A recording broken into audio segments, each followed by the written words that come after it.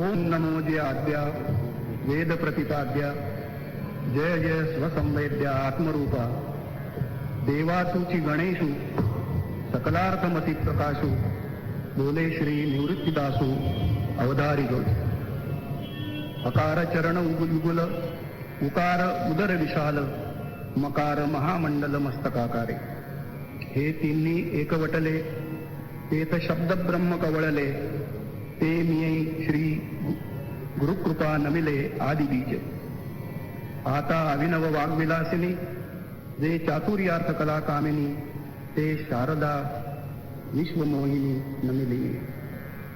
मी आज आपणासमोर उभा आहे तो कुठल्याही अधिकाराने उभा राहील, कुठल्याही संप्रदायाचा प्रमुख म्हणून, कुठल्याही एका विचार परंपरेचा एक अधिकारी अभ्यासक म्हणून, आध्यात्मिक क्षेत्रामध्ये फार मोठी साधना केलेला अशा प्रकारचा सिद्ध पुरुष म्हणून अशा कोणत्याही भूमिकेमध्ये मी नाही. मी ज्ञानदेव माऊलींच्या चरणी अंतर्यामीच्या उमळ्यानं हा शब्द मी वापरतोय. माझ्या जीवनाची दिशा पाहणारा असा मी एक साधा भक्त आहे. आणि म्हणून आपण जर माझ्याकडे काही वेगळ्या अपेक्षेनं पाहत असाल तर त्या अपेक्षा मनातून काढून टाका. कारण मी माझ्या आयुष्यामध्ये हे का करतो हे मी पहिल्यांदा सांगू इच्छितो.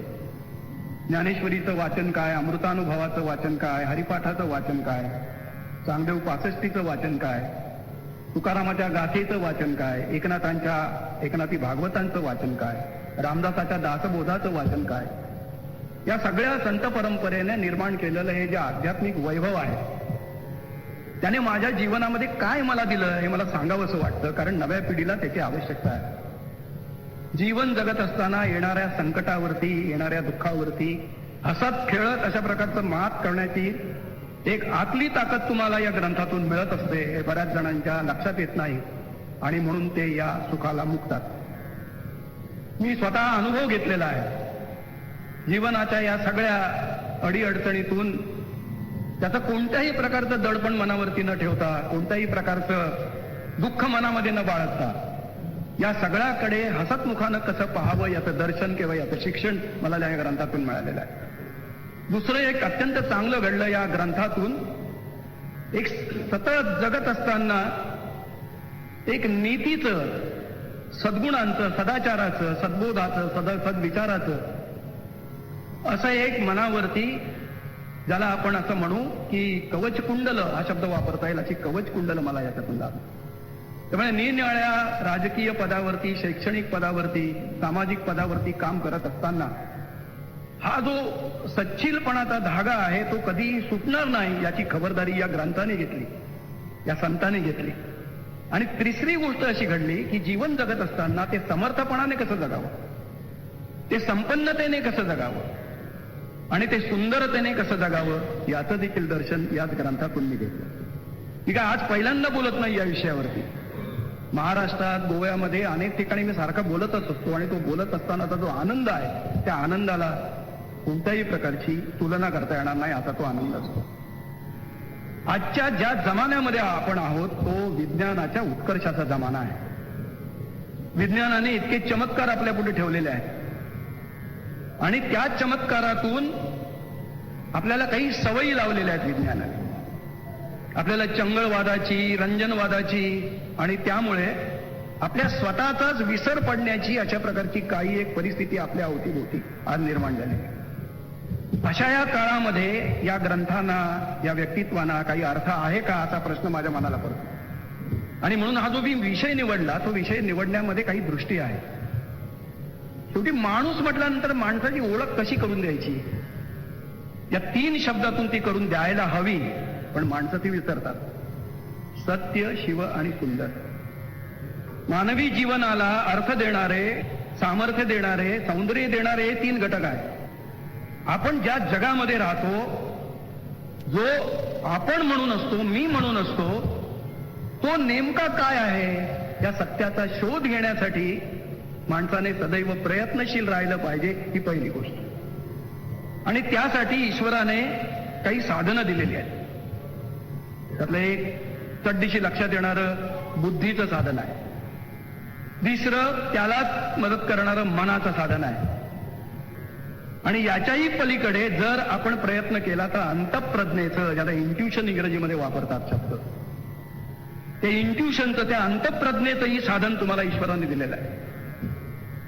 सत्य म्हणजे अखेरची गोष्ट, या विश्वाच्या, माझ्या सगळ्याच्या अस्तित्वाला जो मूळचा आधार आहे तो काय हे शोधणं म्हणजे सत्य शोधणं. अध्यात्म जे आहे ते या सत्याचा शोध घेत असतं. ज्ञानदेवानी आपल्या साहित्यातून या सत्याचा शोध घेण्याचा प्रयत्न केलेला आहे, म्हणून त्या सत्याकडे तुमचं लक्ष वेधावं म्हणून तो मी विषय घेतलेला. पण तो विषय जरी बाजूला ठेवला तरी देखील प्रत्यक्ष आपल्या जीवनामध्ये ईश्वराने ही साधनं दिली आहेत, ती आपण खरंच वापरतो का? आजच्या काळामध्ये दुर्दैवाने असं दिसतं की माणसं बुद्धीचाही वापर करत नाहीत, मनाचाही वापर करत नाही, अंतःप्रज्ञेचाही वापर करत नाही, आणि प्रवाहपतितासारखी जगायचं म्हणून जगण्यासाठी धडपड करत असतात, खऱ्या अर्थानं जगतच नाही. म्हणून याची जाणीव देणारे ग्रंथ ज्ञानदेवांचे आणि सगळ्याच संतांचे ग्रंथ आहेत. आता विषय ज्ञानदेवांचा आहे म्हणून पुन्हा पुन्हा त्यांचा नामनिर्देश होईल, पण याचा अर्थ तुकारामाने ते सांगितलं नाही, एकनाथाने ते सांगितलं नाही, रामदासाने ते सांगितलं नाही असा कृपा करून पुढे घेऊ नये. या सत्याच्या शोधासाठी माणसाचं जगणं असलं पाहिजे, हेच आपल्या सगळ्या संत परंपरेने, अध्यात्म परंपरेने सांगितलेलं आहे. ती साधनं दिलेली आहे, ती साधनं कशी वापरावी याचंही दिग्दर्शन याच ग्रंथाने आपल्याला केलेलं आहे. मन कसं वापरावं, बुद्धी कशी वापरावी, प्रज्ञा कशी वापरावी, प्रतिभा कशी वापरावी, हे सगळं वापरण्याची युक्ती सुद्धा या ग्रंथाने सांगितलेली आहे. पण आपण आपल्या एकंदर खोट्या सुखाच्या शोधामध्ये या खऱ्या सुखाकडे पाठ करून या भरकटलेले अशा प्रकारचं जीवन जगतो आहोत. त्यामुळे हे सगळं धन असूनही आपण निर्धन झालेलो आहोत. याच्याकडे आपलं लक्ष वेधावं म्हणून हा विषय मी निवडलेला आहे. दुसरं त्याच्यामध्ये शिवतत्व आहे. आपल्या जगण्यामध्ये जगत असताना ते चांगलं असावं, ते पुण्यवान असावं, ते सच्छील असावं, ते नीतिमान असावं, ते न्यायपूर्ण असावं, ते धर्मशील असावं, अशा कल्पनाने आपण त्या जीवनाकडे बघत असतो. या कल्पना कोण देतं आपल्याला? आपण नीतिमान असलं पाहिजे, आपण पुण्यशील असलं पाहिजे, आपण धर्मशील असलं पाहिजे. या सगळ्या संकल्पना कुठून येतात?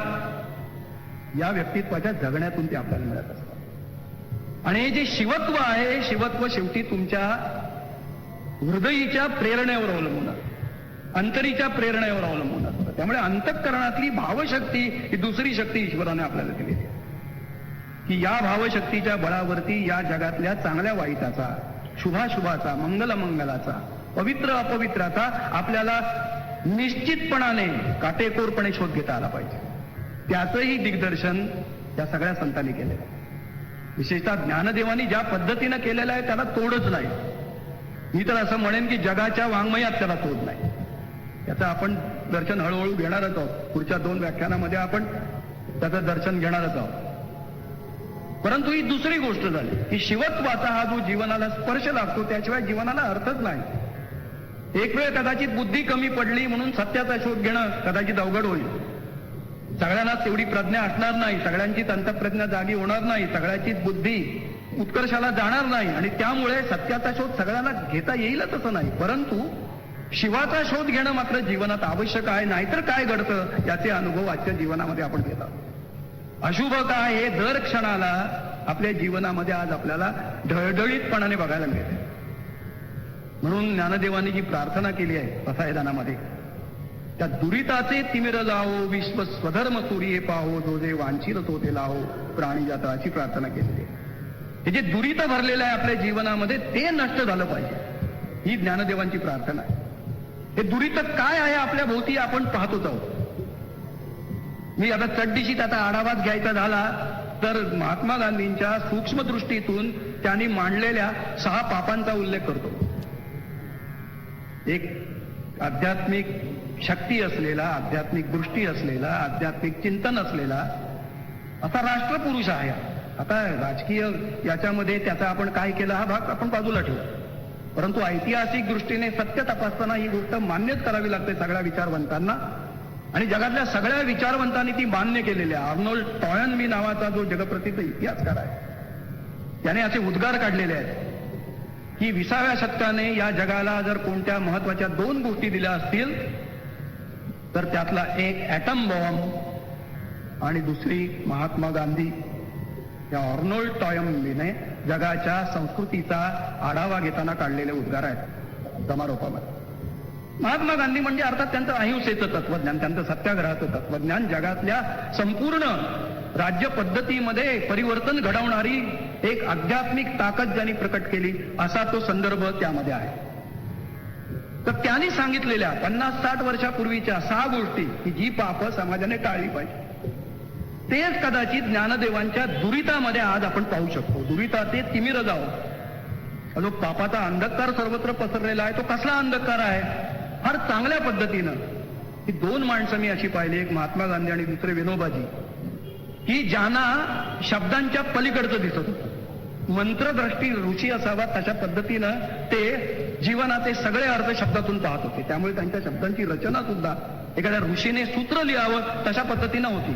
गांधीने सांगितलेली ही 6 पापाशी आहे, ती सगळी लागू पडतात की तुम्हीच तपासा, मी त्याच्यावर विवरण करणार नाही. एक पॉलिटिक्स विदाउट प्रिन्सिपल, पहिलं पाप समाजाने टाळलं पाहिजे. तत्वनिष्ठेशिवाय असलेलं राजकारण. आता याच्यावर मी भाष्य करू का? ढळढळीत उदाहरणं सर्वत्र दिसत आहेत की सत्तेसाठी, संपत्तीसाठी राजकीय स्पर्धा जी चालू आहे त्यामध्ये ही सगळी तत्वनिष्ठा, ही सगळी ध्येयनिष्ठा सगळ्यांनी गुंडाळून ठेवलेली आहे. इथे नाव घेऊन किंवा बोलण्याचा हा राजकीय व्यासपीठ नव्हे, आपण विचारासाठी म्हणून हे मांडतो आहोत. ही गोष्ट त्याचं भान ठेवा. मी कुठल्याही राजकीय पक्षाचा नाही. जरी मी लोकसभेत गेलो तो महाराष्ट्रवादी गोमंतक पक्षाचा प्रतिनिधी म्हणून गेलो, पण त्या अर्थानं मी आज या ठिकाणी बोलत नाही. मी समाजाचा एक जागरूक नागरिक या अर्थानं ज्या वेळेला पाहतो त्यावेळेला सतत मनाला खंतावणारी गोष्ट आहे म्हणून ती सांगतोय मी. आता पहिलं त्यांनी सांगितलं पॉलिटिक्स विदाउट प्रिन्सिपल. राजकारणामध्ये ध्येयनिष्ठा नसेल, विचारनिष्ठा नसेल, तत्वनिष्ठा नसेल तर त्या राजकारणाला काही अर्थ नाही, ते महान पातक आहे. पहिली गोष्ट सांगितली.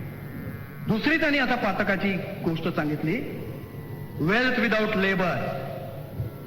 कुठल्याही परिश्रमाशिवाय संपत्ती गोळा करणं. तर याच्यावरही भाष्य करायला पाहिजे काय? कदाचित तोच आजचा धर्म झालेला आहे. कुठल्याही श्रमाशिवाय अधिकाधिक संपत्ती कशी गोळा करता येईल ती गोळा करणं हा आजचा धर्म झालेला आहे. दुसरं दुरीत. तिसरं त्याहून आणखी भेदक आणि मूलगामी, प्लेजर विदाउट कॉन्शन्स. सुखोपभोग सत्सद विवेक बुद्धीशिवाय. आज आपण सगळे सुखोपभोगाच्या मागे आहोत, पण सत्सद विवेक बुद्धी मात्र आपण गहाण ठेवलेली आहे. याचा अर्थ असा की दुसरा दुःखी असताना आपण सुखाचे उपभोग घेणं हे पाप आहे, हे गांधींनी 50-60 वर्षापूर्वी सांगितलं. आज आपल्या देशातलीच नव्हे जगातली अशी कितीतरी माणसं आहेत की ज्यांना एक वेळचं सुद्धा खायला मिळत नाही. अशा दरिद्री जीवनाचा अनुभव घेणाऱ्या आजच्या या समाजामध्ये असेही लोक आहेत की ज्यांना अपचन झालं तरी त्यांचं खाणं संपत नाही. म्हणजे सुखाच्या पाठी धावण्याची प्रवृत्ती असतेच माणसामध्ये, पण किती धावायचं? ज्या सुखाच्या उपभोगातून इतर अनेक लोक दुःखी कष्टी राहणार असेल तो सुखोपभोग वर्ज्य असला पाहिजे, त्याच्यातून सुचवलेला आहे. Pleasure without conscience. त्याच्यानंतर आणखी त्याने एक पातक सांगितलं, ते दुरिता ते तिमिर मधली सगळी अंधकारमय जी कारणं आहेत ती कारणं याच्यामध्ये येत आहेत. Science without humanity. मानवतेचा स्पर्श नसलेलं विज्ञान, मानवतेची करुणा नसलेलं विज्ञान, मानवतेच्या कल्याणाचा विषय नसलेलं विज्ञान, हेही पातकच आहे. आणि मला आता आठवलं की गेल्याच महिन्यात किंवा त्याच्या गेल्या महिन्यात दिल्लीमध्ये एका नोबेल प्राइज मिळालेल्या क्लोनिंगचं ज्याला नोबेल प्राइज मिळालं त्या तत्वज्ञाने काढलेले, त्या शास्त्रज्ञाने काढलेले उद्गार आहेत. तो म्हणतो आज जगामध्ये विज्ञानाचा प्रगतीचा जो उत्कर्ष दिसतोय त्याने उरळून जाण्यासारखी परिस्थिती नाही. याचं कारण जो नैतिकतेचा अधःपात आजच्या जगामध्ये होत चाललेला आहे ती चिंतनाची बाब आहे, ती चिंतेची बाब आहे. त्या नोबेल प्राइज मिळवलेल्या वैज्ञानिकाचे उद्गार आहेत, राजकारण्याचे किंवा कुठल्याही विचारवंताचे नाहीत. त्याला हे जाणवलं की आम्ही विज्ञानाची एवढी प्रगती करतो पण समाजातल्या नैतिकतेचा अधःपात होतोय, ते थांबवण्याचं सामर्थ्य काही आमच्या विज्ञानामध्ये नाही. आणि त्याला जोडून आणखी एक त्याने असा विचार मांडला की आमचं विज्ञान शेवटी कुणासाठी? ते सर्वसामान्य माणसांच्या प्रश्नांच्या सोडवणुकीसाठी, त्याच्या दुःख हरणासाठी, त्याच्या भल्यासाठी जर नसेल तर ते विज्ञानच नको, अशी भूमिका त्याने घेतलेली आहे, मांडलेली आहे. एका शास्त्रज्ञाने काढलेले उद्गार आहेत ही आजची परिस्थिती. तर ते जे सायन्स विदाऊट ह्युमॅनिटी, आणखी एक राहिलं अत्यंत महत्वाचं की ज्याचाही पुन्हा बोलबाला आणि सगळी चित्रवित्र आज आपल्याला सरळ दिसत आहेत. कॉमर्स विदाऊट मोरॅलिटी, व्यापार उद्योग व्यवसाय हे सगळे नैतिकतेशिवाय असणं हेही पातकच आहे. आता बघा आजचे सगळे व्यापार उद्योग काय काय चाललंय, त्याच्यात आणि काय भलं बुरं शोधण्यासारखे काही परिस्थिती आहे का? आज सगळे घोटाळे, जिथे लोकांनी आपले पैसे विश्वासाने ठेवावेत त्या बँकामध्ये जास्तीत जास्त घोटाळे बघा. आणि ते किती सतत चालत राहिलेले, कोणालाही कशाची दहशत नाही, कोणालाही कशाचं भय नाही. हर्षद मेहता झाला की केतन पारीख जन्माला येतो, केतन पारीख जन्माला आला की आणखी नाहीतरी कोणतरी जन्माला येतो. सारखे जन्माला येतच आहेत, ते काही थांबतच नाही. ही जी कॉमर्स विदाऊट मोरॅलिटी. आणि मग आणखी महत्वाचा माझा जवळचा विषय की गेली 30-40 वर्ष एका कॉलेजचा प्रिन्सिपॉल म्हणून मी काम केलं, तिथे घेतलेला अनुभव आहे ते एज्युकेशन विदाऊट कॅरेक्टर, चारित्र्याशिवाय दिलं गेलेलं शिक्षण. चारित्र्य म्हणजे केवळ नीतिमत्ता नव्हे, चारित्र्यामध्ये संपूर्ण व्यक्तिमत्वाच्या क्रिएटिव्ह, ज्याला सर्जनशील अशा प्रकारच्या व्यक्तिमत्वाच्या विकासाचं काम म्हणतात, ते विकासाचं काम आजच्या शिक्षणाकडून होत नाही. त्या अर्थाने चारित्र्य आजच्या शिक्षणात घडतच नाही. एज्युकेशन विदाऊट कॅरेक्टर हे आणखी पाहतात. आता राहिला एक अत्यंत जवळचा जिव्हाळ्याचा असा विषय, रिलिजन विदाऊट सॅक्रिफाईस. ज्या धर्मामध्ये त्याग नाही, ज्या धर्मामध्ये दुसऱ्यासाठी काही करण्याची अशा प्रकारची वृत्ती नाही, असा केवळ अप्पलपोटेपणावरती आधारलेला धर्म हे पातकच आहे, अशी धर्माविषयीची सुद्धा कल्पना महात्मा गांधींनी 50-60 वर्षापुढे आपली ठेवली. या सगळ्यांचं अत्यंत विदारक दृश्य आज आपण सर्वत्र पाहतो आहोत. आजच्या सामाजिक परिस्थितीचं तुम्ही विश्लेषण करा. कदाचित आता ती वाढवावी लागतील, पातकांची आणखी भर घालावी लागेल. मग कला, त्याशिवाय कला, म्हणजे आनंदाशिवाय कला, असे आणखी जोडून काही घेता येईल. म्हणजे त्याला आता अंत राहिलेला नाही. अशा पद्धतीने जीवनाच्या सगळ्याच क्षेत्रामध्ये जवळजवळ जी एक अधपतनाची गंगा सुरू झालेली आहे. गंगा शब्द वापरणं बरोबर नाही अधपतनाला, त्या गंगेचा अपमान आहे. त्याची अशी ढळढळीत उदाहरणं आज आपल्याला दिसत असताना, ज्या वेळेला ज्ञानदेव 12व्या-13व्या शतकामध्ये असं सांगतात, दुरिताचे तिमिर जावो, आणि त्याचा एकच उतारा सांगतात, दुरिताचे तिमिर जावो, विश्व स्वधर्म सूर्ये पाहो. बघा किती सूक्ष्म दृष्टीचं अवलोकन आहे. याच्यावरचा उतारा आहे, पण काय एकच उतारा आहे, सृष्टीवरती स्वधर्म सूर्याचा उदय झाला पाहिजे. स्वधर्म या शब्दाचा अगदी साधा अर्थ आहे, मला प्राप्त झालेला धर्म मी प्रामाणिकपणाने पाळला. विश्व स्वधर्म सूर्य पाहो, विश्वावरती स्वधर्म सूर्याची पहाड झाली पाहिजे. म्हणजे प्रत्येकाने समाजातल्या त्याला प्राप्त झालेलं कर्तव्य मनापासून उत्साहाने प्रसन्नतेनं जर पार पाडलं तर ही दुरीतं कधीच नाहीशी होतील, हा त्याच्यावर उतारा सांगितलेला आहे. ज्ञानदेवांच्या प्रत्येक विचारामध्ये काहीतरी सूक्ष्मता असते. म्हणून मी आता त्या सगळ्या विस्तारामध्ये न जाता माझा जो विषय आहे त्या विषयाकडे वळतो. सत्यशोधाचे काय मार्ग आहेत? सत्यशोधाचा एक मार्ग विज्ञानाचा आहे. विज्ञान काय करतं? सत्यच शोधतं की किंवा या सगळ्या सृष्टीच्या मुळाशी काय आहे. आणि आज तर या सगळ्या सृष्टीच्या पदार्थ मात्राच्या मुळाशी शोधणारं जे पदार्थ विज्ञान आहे त्याने तर एवढी प्रचंड क्रांती घडवलेली आहे की ज्यांना याचा परिचय असेल त्यांच्या लक्षात येईल की पदार्थाच्या मूलभूत अशा रचनेमध्ये जे आण्विक स्वरूप आहे, ॲटमिक असं स्वरूप आहे, त्या स्वरूपासंबंधीच्या लागलेल्या शोधामुळे आज केवळ आपलं जीवनच संपन्न झालेलं नाही. आज ज्याच्यामध्ये इलेक्ट्रॉनचा वापर होत नाही असा कुठलाही उद्योगधंदा राहिलेला नाही, अशी कुठली यंत्रणा राहिलेली नाही. इलेक्ट्रॉनच्या एका शोधामुळे संबंध आजच्या 20व्या शतकातल्या जीवनावरती एवढा परिणाम घडलेला आहे, पण तो घडत असताना त्याचबरोबर दुसरी एक घटना घडलेली बऱ्याच वेळेला आपल्या लक्षात येत नाही. तंत्रज्ञानाच्या त्या झगझगीत प्रकाशापुढे त्याच्या मागे दडलेलं सत्य बऱ्याच वेळेला आपल्या लक्षात येते. ते काय सत्य आहे? ते सत्य या पुस्तकामध्ये या शास्त्रज्ञाने मांडलेलं आहे. टाओ ऑफ फिजिक्स नावाचं हे पुस्तक आहे. टाओ ऑफ फिजिक्स म्हणजे ईश्वराकडे जाण्याचा फिजिक्सचा मार्ग. आपल्याला ज्ञानमार्ग माहित आहे, भक्ती मार्ग माहित आहे, कर्ममार्ग माहित आहे, योग मार्ग माहित आहे. हा नवा मार्ग या शास्त्रज्ञाने सुचवलेला आहे, टाओ ऑफ फिजिक्स. फिजिक्सच्या मार्गाने आता अंतिम तत्वाकडे जाता येतं, साक्षात्काराकडे जाता येतं असं सुचवलेलं आहे. त्याचा अर्थ काय? त्याचा अर्थ या आण्विक, ॲटमिक, सब ॲटमिक पातळीवरती आज जे संशोधन झालेलं आहे त्या संशोधनाने विज्ञानाचीच दुनिया उलटापालट करून टाकलेली आहे. आपल्याला तेवढा वेळ नाही त्याचा नीट सगळा संपूर्ण अर्थ समजून घेण्यासाठी. पण अणूच्या रचनेचा अभ्यास करताना आता अनेक वैज्ञानिक चक्रावून गेलेले आहेत. त्यांना आपली परिभाषा बदलावी लागते, त्यांना सगळ्या जुन्या संकल्पना सोडाव्या लागतात. द्रव्य पदार्थ ज्याला म्हणतात त्या पदार्थाची व्याख्याच बदलावी लागते. एवढा प्रचंड परिणाम या अणुशास्त्राने आजच्या वैज्ञानिकापुढे निर्माण केलेला आहे.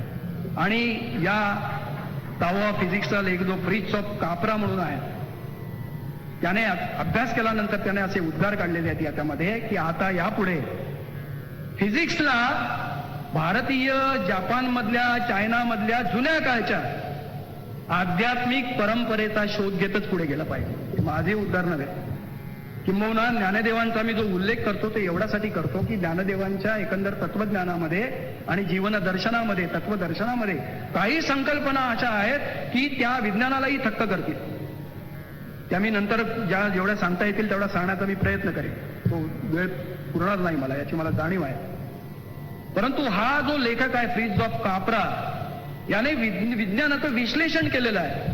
आणि विज्ञानाचं ग्रीक काळापासून चालत आलेला जो दृष्टिकोन आहे तो स्पष्ट करत करत आता आण्विक पातळीवरती होत असलेल्या घटनांचा आढावा घेऊन असं स्वच्छपणाने सांगितलेलं आहे की भारतीय अध्यात्माकडे पुन्हा एकदा सर्वच जगाला वळावं लागणार आहे. आणि जगाचा जो अर्थ आतापर्यंत आपण लावला त्याहून भिन्न अशा प्रकारचा जगाचा अर्थ आपल्याला लावावा लागणार आहे. तो ज्ञानदेवांनी 13व्या शतकातच लावलेला आहे. ही आश्चर्याची गोष्ट आहे. तो काय तो आपण बघणार आहोत. मी मगाशी प्रार्थना केली, नमन केलं, ज्ञानदेवांच्या शब्दात केलं. पण त्याच्या पलीकडे जाऊन आणखी नमन काही करता येतं तुम्हाला वाटत नाही. ओम नमो जी आद्या वेद प्रतिपाद्या जय जय स्वसंवेद्या आत्मरूपा, ही पहिली ओवी आहे ज्ञानेश्वरीची. आणि या पहिल्या ओवीमध्ये ज्ञानेश्वराचं संपूर्ण तत्वज्ञान स्पष्टपणाने प्रगट झालेलं आहे. कोणाला वंदन केलेलं आहे? या आत्मरूपाला वंदन केलेलं आहे. संबंध भारतीय संस्कृती ही आत्म्याचा विचार करणारी संस्कृती आहे. आता अलीकडच्या काळामध्ये अनेक विचारवंत, अनेक पुरोगामी, अनेक लोक या आत्म्याची थट्टा वगैरे करतात. अशा या काळामध्ये सुद्धा पुन्हा एकदा आत्म्याचं चिंतन करावं असा तो विषय आहे. आणि त्याचा खरा अर्थ समजून घ्यायचा असेल तर ज्ञानेश्वरांकडेच वळलं पाहिजे. कारण इतक्या सूक्ष्म दृष्टीनं आत्म्याचं दर्शन आणि आत्म्याचं वर्णन दोन्ही, दर्शन तर अवघडच आहे पण दर्शन घेतल्यानंतर त्याचं वर्णनही तितक्याच प्रभावीमध्ये शब्दामध्ये करणारा हा असा तत्वज्ञ कवी आहे. तो संत आहेच जगावरती, ज्याची माया पसरलेली आहे असा तो संत आहेच. परंतु या संतामध्येच एक तत्वज्ञ कवी दडलेला आहे. आणि म्हणून त्या तत्वज्ञाला त्या सत्याचं दर्शन घडत आहे. त्या आत्मतत्वाला त्यांनी पहिल्यांदा वंदन केलेलं आहे. त्या आत्मतत्व काय हे त्यांच्या 2 ग्रंथातून दिसून येते. एक चांगदेव पासष्टी, अमृतानुभव आणि प्रत्यक्ष ज्ञानेश्वरी. त्याचं जेवढं थोडं ओझरतं दर्शन घेता येते ते आपण घ्यायचं आहे. परंतु मग तुमच्या एक गोष्ट लक्षात येईल की ज्ञानदेवांनी वंदन आत्मरूपाला केलं आणि मागणं विश्वात्मक देवाकडे मागणं. हा कधी प्रश्न पडला का आपल्याला? आता विश्वात्मके देवे येणे वाग्यज्ञे तोषावे, तोषो निवद द्यावे पसाये दान. अरे वंदन आत्मदेवाला, आत्मरूपाला आणि मागणं विश्वात्मक देवाला. आणि इथे ज्ञानदेवांचं तत्वज्ञान आपण थोडा समजून घेण्याचा प्रयत्न केला पाहिजे. तेच आत्मरूप आता विश्वात्मक झालेलं आहे. ही ज्ञानदेवांच्या विश्वनिर्मितीची तात्विक संकल्पना आहे. आता आपण सत्याकडे प्रवास सुरू केला. या विश्वाची निर्मिती, या विश्वाचं स्वरूप तुम्ही आम्ही माणसं, सगळी वनस्पती, सगळे जीव मात्र, यांचं स्वरूप काय आहे, ही कुठून आली, कशी आली? तिथे आत्मरूपातून आली. कारण आत्मरूपानंच घेतलेले हे आकार आहेत. ज्ञानदेवांच्या ज्ञानेश्वरीत अमृतानुभवामध्ये 2 शब्द येतात, अत्यंत महत्वाचे येतात, वस्तू आणि आकार. जरा सूक्ष्म विचार आहे, समजून घेण्याचा प्रयत्न करा. ज्याला ब्रह्म म्हणतो, ज्याला आत्मतत्व म्हणतो, ज्याला चैतन्य तत्व म्हणतो, ज्याला सत्तत्व म्हणतो, अशी अनेक शब्द आपण त्या अंतिम तत्वाला लावतो. मग कुणी परमेश्वर म्हणेल, परमात्मा म्हणेल, तो भाग आला इथं. पण सर्वसाधारणपणे चैतन्य, ब्रह्म, सत असं त्याला म्हणून जे आपण शब्द वापरतो त्याला ज्ञानदेव वस्तू असा शब्द वापरतात. इथे ज्ञानदेवांची सूक्ष्म दृष्टी प्रकट होते. वस्तू हा शब्द असा आहे की त्या वस्तूमध्ये सगळ्याचाच समावेश होतो. ही गंमत आहे त्याची. ब्रह्म म्हटलं की त्याच्यामध्ये मायेचा समावेश होत नाही, संसाराचा समावेश होत नाही, यत्किंचित आपल्या जीवनातल्या सुखदुःखांचा वगैरे गोष्टींचा त्यात समावेश होत नाही, ते सगळ्याच्या वर राहतात. चैतन्य म्हटलं तरी त्याच्यातून जड पदार्थ वगळला जातो, हे लक्षात येईल तुमच्या. पण ज्ञानदेवानी वस्तुतत्व असा शब्द वापरल्याबरोबर वस्तू म्हणजे सगळंच काय, सगळ्या गोष्टीलाच आपण वस्तू म्हणतो. ज्याच्यामध्ये कोणताही विशेष नाही असा निर्विशेष, बघा त्याच्यामध्ये वस्तू, याच्यामध्ये काही विशेष आहे का? काहीच नाही, पण तरी देखील त्यात सगळं येतं. आत्मतत्वामध्ये, त्या विश्वात्मक रूपामध्ये सगळं येतं हे सांगण्यासाठी ज्ञानदेवानी वस्तुतत्व शब्द वापरलेला आहे. तत्वज्ञाला एक स्वतःची अशा प्रकारची प्रतिभा असावी लागते, प्रज्ञा असावी लागते, त्याचं दिग्दर्शन त्यांच्या शब्द योजनेपासूनच सुरू होतं. वस्तू असा शब्द वापरला आणि मग सगळ्या आपल्या संकल्पनेला तो वस्तूचा आधार दिला. जग असं की वस्तू प्रभा, जग ही त्या वस्तुतत्वाची प्रभा आहे. आता ते वस्तुतत्व म्हणजे काय असा प्रश्न तुम्ही मला विचारा. त्याचं उत्तर केवळ विद्वत्तेने देता येत नाही, केवळ शाब्दिक ज्ञानाने देता येत नाही, याचं भान ठेवून मी या विषयावरती बोलतो. तो अधिकार मलाही नाही, कारण साक्षात्कारामध्ये ज्या गोष्टीचं दर्शन घडलं पाहिजे ते घडल्याशिवाय याच्यावरती दुसरा कोणी बोलू शकेल असं मला स्वतःला वाटत. फक्त ज्ञानदेवानेच तो साक्षात्कार अनुभवलेला असल्यामुळे त्यांनी ते मांडलेलं आहे, त्यांना तो अधिकार आहे.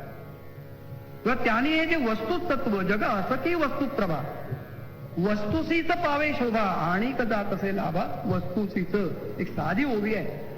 ते वस्तुतत्व म्हणजे आता मग तुम्हाला माहित असलेलं तेच चैतन्य तत्व, तेच परमेश्वरी तत्व, तेच परमात्म तत्व, तेच सत्तत्व, काही म्हणा. आता तुम्हाला समजलेला शब्द वापरला म्हणजे तुम्हाला चढची कळ. या वस्तुतत्वातूनच सगळं निर्माण झालेलं आहे आणि ते वस्तुतत्व ज्ञानतत्व. आपण ज्ञानदेवांची आरती ऐकली असेल. मला लहानपणापासून तो प्रश्न पडायचा. आरती ज्ञानराजा महाकैवल्य तेजा, सेविती साधू संत मनुवेधला माझा, अशी ती सुंदर आरती आहे. रामा जनार्दन नावाच्या एका संताने लिहिलेली आहे. त्यांनी एक वाक्य लिहिलेलं आहे त्याच्यात. जगाकडे बघण्याचा ज्ञानदेवांचा दृष्टिकोन त्या वाक्यात स्पष्ट झालेला आहे. लोपले ज्ञान जगी इथं नेणं ती कोणी अवतार पांडुरंग, ज्ञानदेवाचं वर्णन केलंय. प्रगत गुह्य बोले, आतापर्यंत जे गुपित होतं, कोणाला दिसलंच नव्हतं, कळलंच नव्हतं, अगदी शंकराचार्यांना सुद्धा जे सांगता आलेलं नव्हतं, थोडं मी माझी भर घालतो, ते प्रकट गुह्य बोले विश्व ब्रह्मची केले, अशी एक ओळ आहे. विश्व ब्रह्मच करून टाकले. ब्रह्मापासून विश्व भिन्न आहे अशा प्रकारचा विचार चालत आलेला आहे त्याच्यापूर्वी. आता ज्ञानदेवानी तो विचार बदलून टाकला आणि ब्रह्म आणि विश्व भिन्न नाहीत. या ब्रह्मातूनच हे विश्व प्रगटलेलं आहे. या ब्रह्माचंच दर्शन या विश्वामध्ये आहे. त्यामुळे ब्रह्म जितकं खरं आहे तितकंच हे विश्व पण खरंच आहे. विश्व ही माया आहे, विश्व हे खोटं आहे, असा जो परंपरागत चालत आलेला मायावाद आहे, त्याला ज्ञानदेवांनी आपल्या तत्वज्ञानामध्ये एक वेगळंच अशा प्रकारचं वळण दिलेलं आहे, वेगळं त्याचं दर्शन घडवलेलं आहे. म्हणून त्याला आपल्या अभ्यासकांनी चिद्विलास असा शब्द वापरलेला आहे. हा सगळा चैतन्याचा विलास आहे, त्याचं स्पष्ट कळतं. हा सगळा विश्वाचा पसारा हा चैतन्याचा विलास आहे.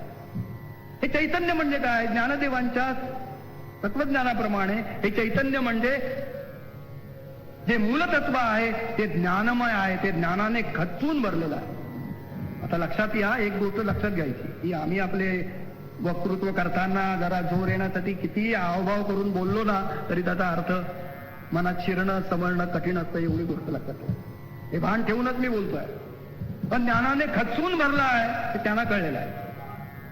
मला फक्त शब्द कळला, कदाचित डिक्शनरीतून अर्थ कळला, याच्या पलीकडे काही कळलेलं नाही. पण आतून कुठेतरी तिथपर्यंत जाण्याची प्रेरणा झाली की ज्ञानदेवांना काहीतरी वेगळं भावलेलं आहे. ते काय भावलंय ते मला नाही आज भावत, पण त्यांना ते कळलेलं आहे. आणि एवढ्या प्रतिभावंताला, एवढ्या ज्ञानवंताला ते कळलेलं असेल तर मी कितीही बुद्धिवादी झालो, ते सब झूट आहे असं म्हणण्याचा धारिष्टेपणा किंवा असा उद्धटपणा मी करणार नाही.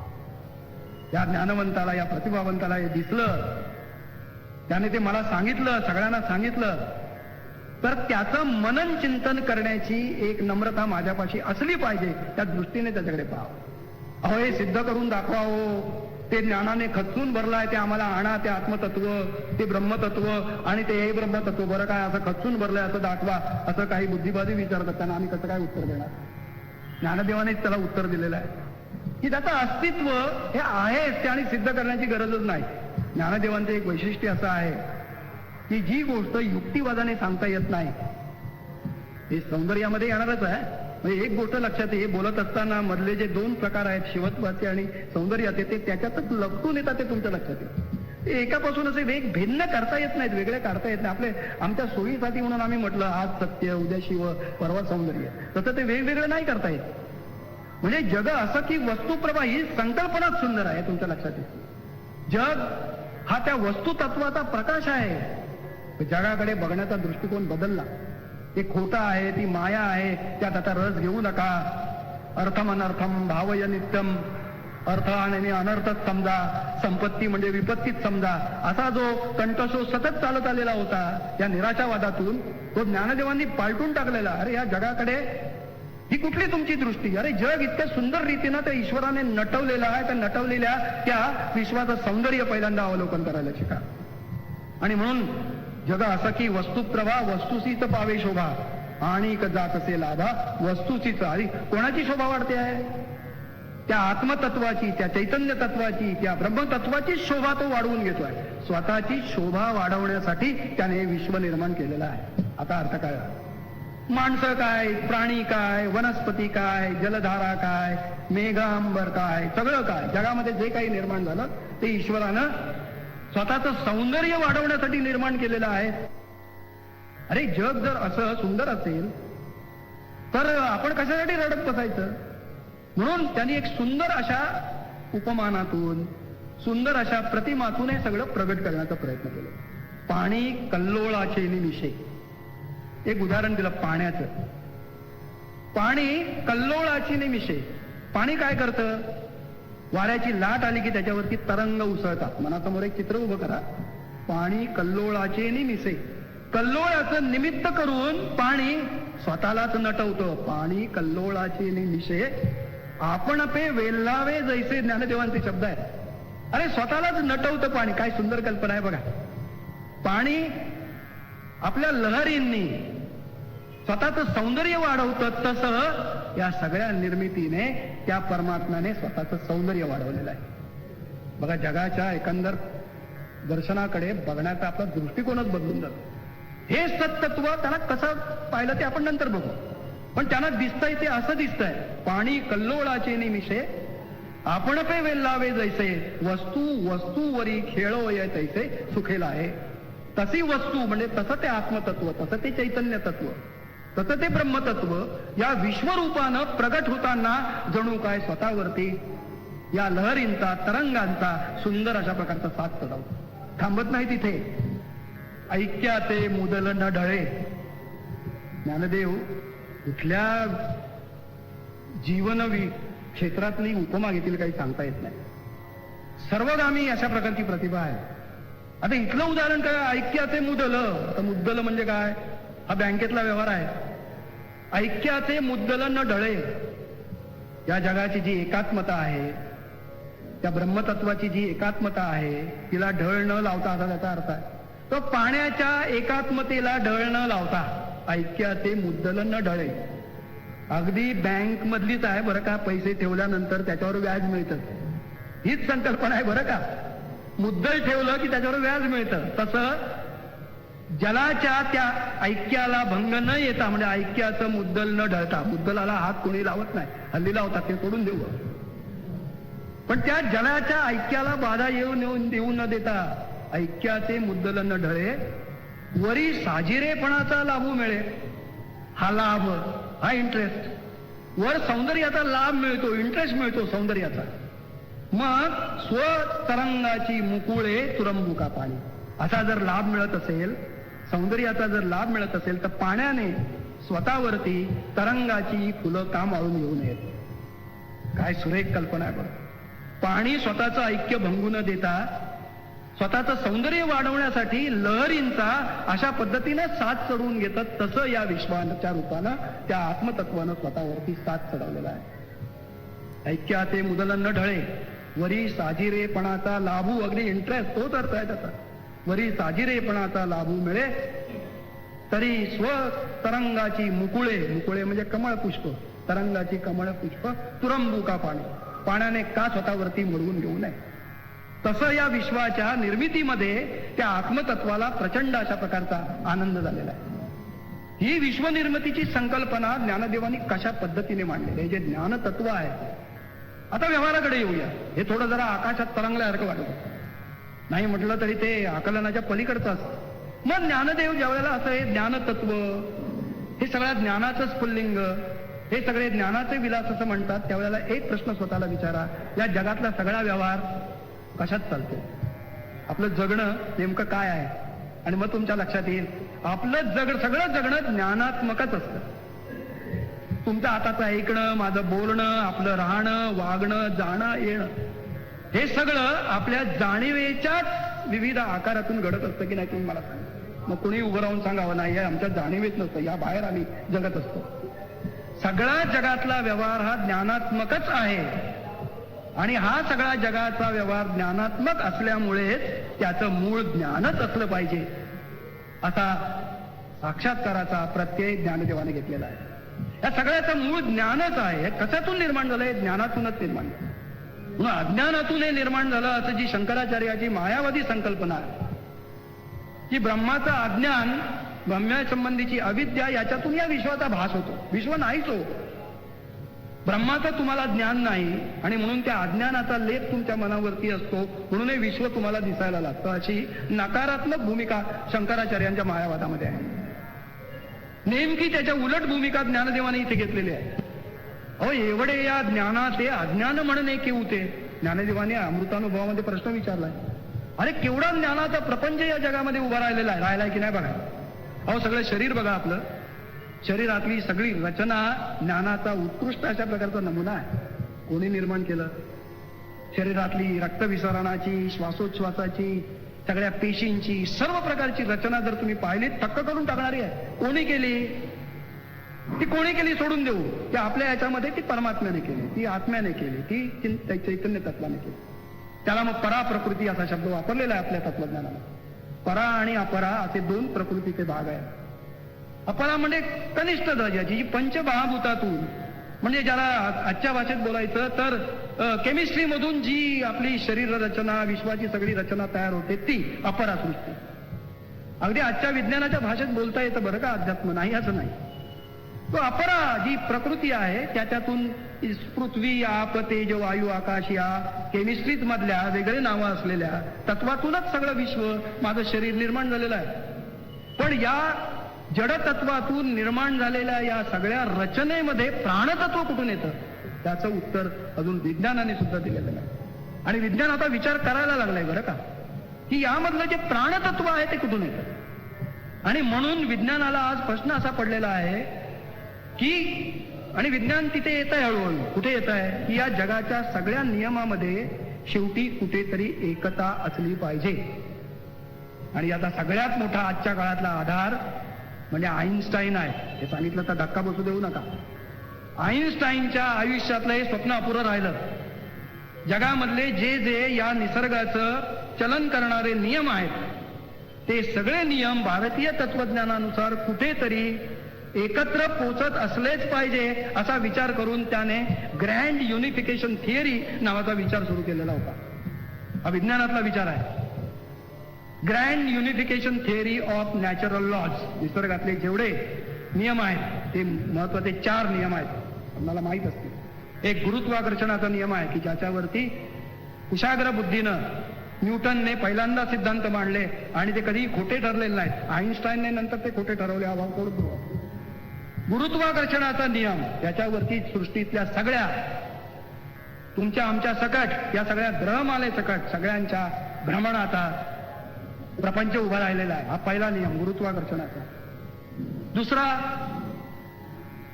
इलेक्ट्रोमॅग्नेटिक, विद्युत चुंबकीय लहरी या सगळ्या विश्वामध्ये पसरलेल्या आहेत, त्यांचे नियम ठरलेले आहेत. शरीरामध्ये सुद्धा विद्युत चुंबकीय लहरी सतत खेळत असतात. हे आता स्कॅनिंग वगैरे प्रकार बघितल्यानंतर लोकांना कळायला लागले. ते ब्रेनचं स्कॅनिंग म्हणजे ते इलेक्ट्रोमॅग्नेटिक वेव्हचं स्कॅनिंग, त्याचं दर्शन आहे, ते दर्शन घेतलं जातं. ते इलेक्ट्रोमॅग्नेटिक याच्या संबंधीचे नियम आहेत. आणि जे ॲटमिक अणुच्या पातळीवरती आज संशोधन सुरू झालेले आहे तिथे देखील 2 प्रकारचे नियम आहेत. ते काय आहेत त्याच्या शिरूया नको, माहितीसाठी सांगतो. एक तीव्र आण्विकी अशा प्रकारचे नियम आहेत, इंटेन्स अशा प्रकारचे काही नियम आहेत आणि काही मंद स्वरूपाचे अशा प्रकारचे नियम आहेत. हे 4 जे नियम आहेत ते कुठेतरी एकाच याच्यामध्ये परिणत होत असले पाहिजे. या दृष्टीनं अलीकडच्या काळामध्ये लाप्लास हा आईन्स्टाईन नंतरचा तत्वज्ञ किंवा शास्त्रज्ञ विचार करतो आहे आणि त्याच्या संबंधी विचार सुरू झालेला आहे. आपल्याला आश्चर्याचं वाटणार आहे की विज्ञान या दिशेनं आता सरकायला लागलेलं आहे. ॲरिझोना नावाचं जे विद्यापीठ आहे अमेरिकेमध्ये, तिथे आता study of centre of consciousness नावाची संस्था स्थापन झालेली आहे. Study of centre of consciousness, जाणीवेचं केंद्र, ज्याला काही लोक आत्मा म्हणतात, ते जाणीवेचं केंद्र. ज्ञानदेव सुद्धा जाणीवेच्या केंद्रालाच आत्मा म्हणतात. आणि सगळ्या जगाचा व्यवहार या जाणीवेचाच चाललेला असतो. ती जी मूळ जाणीव आहे ती या विश्वाचं निमित्त कारण आहे. जरा गहन होतं याची मला कल्पना आहे, कारण थोडा डोक्याला ताप देणाराच विषय आहे. पण ज्ञानदेवांचं जर सत्य स्वरूप जर समजून घ्यायचं असेल तर थोडा ताप सहन केला पाहिजे. आणि माझी खात्री आहे थोडा उशीर झालेला असला तरी आपण तो सहन करा. तर हे जे 4 नियम आहेत ते 4 नियम कुठेतरी एकच झाले पाहिजेत. आता बघा कसं आहे, आज जगामध्ये काय सिद्ध झालं शेवटी? एकम सत, एकच अखेरचा आहे. विप्रा बहुधा वदंती. शहाणे लोक मात्र विविध नावाने ओळखतात. असे एक विविध पदार्थ होते ना, किती पदार्थ आहेत, नानाविध पदार्थ आहेत. अनंत वेशे अनंत रूपे देखील त्याची ज्ञानदेवांची उभी आहे. अनंत वेशामध्ये अनंत रूपामध्ये ते प्रकट झालेलं आहे ना, ते आहे. पण या सगळ्याच्या मुळाशी एकच काहीतरी आहे. हा विचार मात्र भारतीय परंपरेमध्ये अगदी उपनिषदापासून चालत आला. बघा, तो तिथून चालत आला. ब्रह्मैव खलु इदं सर्व, हे सर्व ब्रह्ममयच आहे. यामध्ये एकत्वाशिवाय दुसरं काहीही नाही. आता ते एक काय, हा विचाराचा, साक्षात्काराचा, संशोधनाचा विषय होऊ शकतो. पण एकच आहे. आणि एकच आहे आता विज्ञानाने पदार्थ विज्ञान शास्त्रामध्ये एका विशिष्ट पातळीपर्यंत तरी सिद्ध केलेलं आहे. आज काय आहे पदार्थाचं स्वरूप काय? आता पदार्थ म्हणजे काय? माझ्या माहितीप्रमाणे माझे मित्र आहेत तिथे शाळेतले, मला वाटते आम्ही शिकत होतो त्यावेळेला 92 मूलतत्व होती, बरोबर का? केमिस्ट्रीमध्ये आम्हाला 92 मूलतत्व शिकवली जात होती की या सगळ्या पदार्थ मात्र त्या मुळाची 92 मूलतत्व आहे. आता 92 राहिले आहेत काय? आता कुठे येऊन ठेवलं? ते इलेक्ट्रॉनवर येऊन ठेवलं. अहो, त्या अणु परमाणूच्या केंद्राचं संशोधन होऊन आता असं सिद्ध झालं की एक न्यूट्रॉन, प्रत्येक वस्तुमात्राच्या अणूमध्ये किंवा परमाणूमध्ये एक न्यूट्रॉन केंद्रस्थानी, हालचाल न करणारा न्यूट्रल म्हणून तो न्यूट्रॉन, आणि त्याच्या भोवती प्रचंड गतीनं फिरणारा इलेक्ट्रॉन, हे त्या अणूचं स्वरूप आहे. हे मी काय माझ्या पदार्थ सांगत नाही बरं का. पदार्थ विज्ञान शास्त्राने आज अनेक पुस्तकातून जे सांगितलेलं सत्य सत्य सत्यते, ते ज्ञानदेवाला सत्य जाणीवेच्या रूपात दिसलं. या सगळ्याच्या मुळाशी ती जाणीव आहे. आता या इलेक्ट्रॉनच्या पलीकडे काय याचा शोध विज्ञान करतच आहे, हे तुमच्या लक्षात येईल. आणि विज्ञानाचा शोध संपणार नाही. का संपणार नाही? कारण कुठल्याही गोष्टीच्या मुळात गेलं की त्याच्या नंतर काय हा प्रश्न शिल्लक राहणार आहे. इलेक्ट्रॉन शोधल्यानंतर आता इलेक्ट्रॉन कशाचा, म्हणून इलेक्ट्रॉनची फोड चालू आहे. मग फोटॉन आणि कसली कसली नावं आहेत त्याला. आता इथे विज्ञानाचे विद्यार्थी असतील त्यांना माहित आहे की आता असे 16, 17, 80, 90 काहीतरी नवेच कण, ज्याच्यामुळे इलेक्ट्रॉन तयार होतो, असे नवे कण सिद्ध झालेले आहेत. आणि ते कण जगतच नाही, ते क्षणभर जगतात, लगेच नष्ट होतात, पुन्हा निर्माण होतात, नष्ट होतात. अशी काहीतरी पदार्थाच्या आतील कणांची, उपकणांची रचना असल्याचं म्हणजे एकत्वाचं दर्शन आजच्या पदार्थ विज्ञानशास्त्राला घडलंय. तीच गोष्ट जैवशास्त्रात घडते आहे. मायक्रोबायोलॉजी म्हणा, बायोलॉजी म्हणा, तिथे सुद्धा संशोधनाचं सगळं केंद्र पुन्हा असं सरकत एकत्वाकडे नेत आहे. म्हणजे आपल्या अध्यात्मशास्त्रामध्ये ज्ञानदेवासारख्या तत्वज्ञानाचे साक्षात्कारात जाणवत होतं, ते आता विज्ञानामध्ये वैज्ञानिकांना दिसू लागलेलं आहे. त्या बाजूने अभिमान वाटावा असंही आहे, पण त्याच वेळेला दुसरी एक महत्वाची गोष्ट आहे की या सगळ्या संदर्भामध्ये आपलं स्थान काय आहे, मी कुठे आहे, सोडून द्या, त्याचाही काही फार चिंता करण्याचा भाग नाही. तर हा जो भाग आहे की शेवटी विश्वाच्या मुळाशी काहीतरी एकच तत्व असलं पाहिजे. ते एकच तत्व ज्ञानदेवांना कसं सापडलं, विज्ञानाला लॅबोरेटरीत सापडतं. इंद्रियांनी प्रयोगातून, दुर्बीण लावून, मायक्रोस्कोप लावून असं ते तपासता येतं. पण दुसरा जो मार्ग आहे तो साक्षात्काराचा मार्ग आहे. आणि आपल्या परंपरेमध्ये त्या सत्याचं दर्शन जे अनेकांना घडलं ते साक्षात्कारातून घडलेलं आहे. त्याला इंग्रजीमध्ये मिस्टिसिझम असा शब्द वापरतात, कारण ती गूढ अवस्था आहे. ते नेमकं काय घडतं कुणालाच सांगता आलेलं आहे. ज्ञानदेवांनी सुद्धा आपली असमर्थता व्यक्त केलेली आहे. किंबहुना श्री निवृत्ती ठेविलो असे जी स्थिती, या साक्षात्काराच्या अवस्थेमध्ये निवृत्तींच्या आशीर्वादाने मी आता आहे, ज्ञानदेव म्हणतात. किंबहुना श्री निवृत्ती ठेविलो असे जी स्थिती, कैसी देवो हाती वाचेचिया. शब्दातून, वाणीतून मी कशी वर्णन करून सांगू, ते सांगण्याच्या पलीकडचं आहे असं म्हणून आपली असमर्थता त्यांनी व्यक्त केलेली. असं ते अगम्य, अवर्णनीय असं काहीतरी एक उच्चतर अवस्थेचं दर्शन असल्यामुळे, पण तो सत्याचा मार्ग त्यांना गवसलेला होता. प्रश्न काय पडतो, या सत्याच्या मार्गाने, या साक्षात्काराच्या मार्गाने अनेकांना भारतीय अध्यात्मामध्ये दर्शन घडलं सत्याचं. शंकराचार्यांना घडलं, त्यांना नाही घडलं असं म्हणायचं का?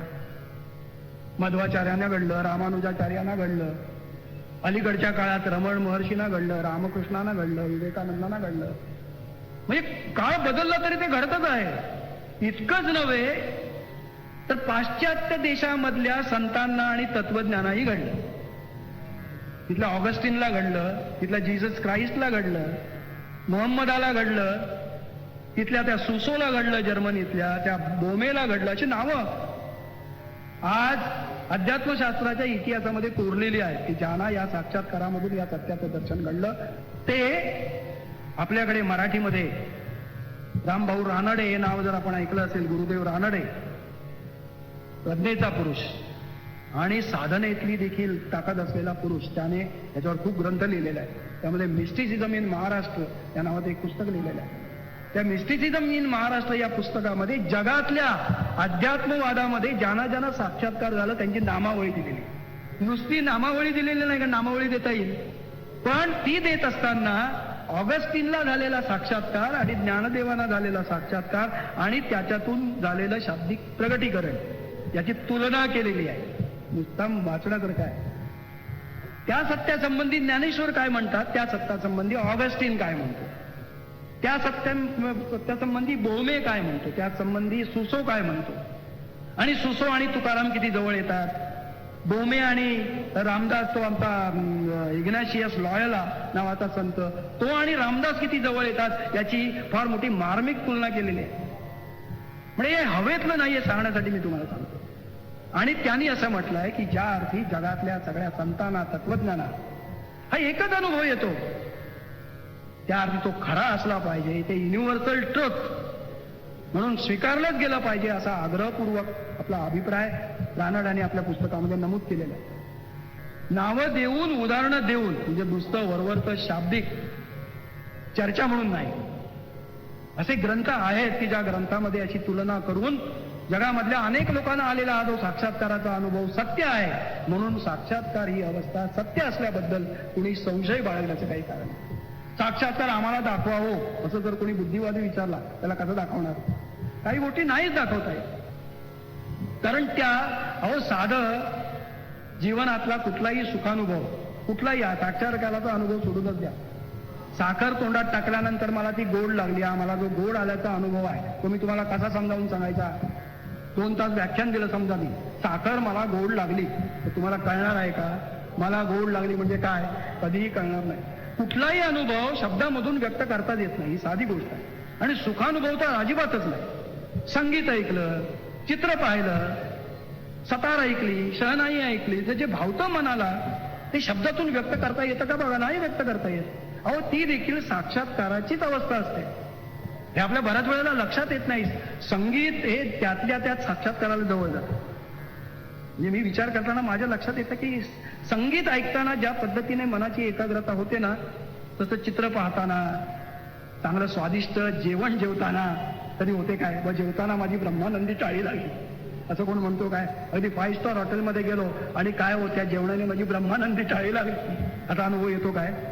पण गायन कुठे ऐकलं? भीमसेनची एक तान ऐकली, लताबाईचा एक गोड स्वर, एक हरकत ऐकली, तर मनामध्ये जो एक प्रकाश उमटतो तो प्रकाश हा साक्षात्कार असतो आणि त्याचं वर्णन नाही करून सांगतात. हे नित्याच्या अनुभवातलं ज्ञानदेवाने या सत्याच्या स्वरूपात मांडलेलं आहे. आणि मांडताना काय कमालीची काव्यात्मता, कमालीची एकाग्रता, कमालीची सूक्ष्मता, कमालीची निश्चितता, कुठेही संशय येणार नाही अशा पद्धतीनं स्पष्टपणानं ज्ञानदेवानी मांडून ठेवलेलं आहे. ती उदाहरणं सांगितलीच मगाशी, त्या उदाहरणातून ते अशा पद्धतीनं स्पष्ट करतात की या वस्तूच्याच प्रभेतून हे सगळं विश्व जन्मलं आणि म्हणून त्याच्याकडे निराशेच्या दृष्टीनं बघण्याचं काही कारण नाही. असा हा जो वस्तू शब्द त्यांनी वापरला, ते वस्तू तत्व हे सगळ्या विश्वाचं मूळ आहे. त्याला मग ज्ञानतत्व, ते ज्ञानमय आहे. विज्ञानम आनंदम ब्रह्म असं उपनिषद, आणि उपनिषदही या सगळ्यांची सुरुवात आहे. ही गोष्ट लक्षात ठेवायची.